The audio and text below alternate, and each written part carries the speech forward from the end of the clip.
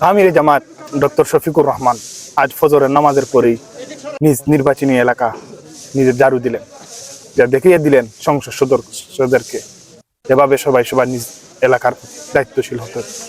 জামাতে নির্বাচনে হারার পরে অনেক কিছু দেখিয়ে দিয়েছে, কিভাবে হারার পরে বা জিতার পরে যে সংসদ সদস্য আছে তাকে কিভাবে বরণ করে নিতে হয় ফুল দিয়ে, মিষ্টি দিয়ে, কিভাবে সরকারে যে ট্যাক্স ফ্রি গাড়ি দিয়েছে, ফ্ল্যাট দিয়েছে, এগুলা না নিয়ে জামাত ইসলামী দেখা দিয়েছে তারা কখনো নিজেরা টাকা পয়সা বা বুক করার জন্য সংসদ আছে, তারা এসেছে জনগণের জন্য। মানে হচ্ছে আমার প্রিয় এলাকাবাসীকে, দেশবাসীকে বার্তা দেওয়া যে আমরা একটা পরিচ্ছন্ন সমাজ গড়ব, যে সমাজে আমাদের পরিবেশও সুন্দর থাকবে, আমাদের মনটাও সুন্দর থাকবে।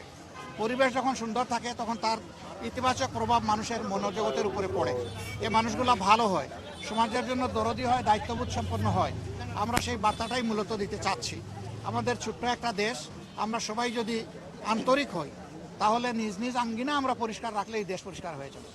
আজকে এই বার্তা দেওয়ার মাধ্যমে আমি আমার এই এলাকার সহকর্মীবৃন্দকে বলবো যে প্রতিদিন ফজরের পরে, আজকে এটা লোক দেখানো নয়, এটা দিয়ে শুরু।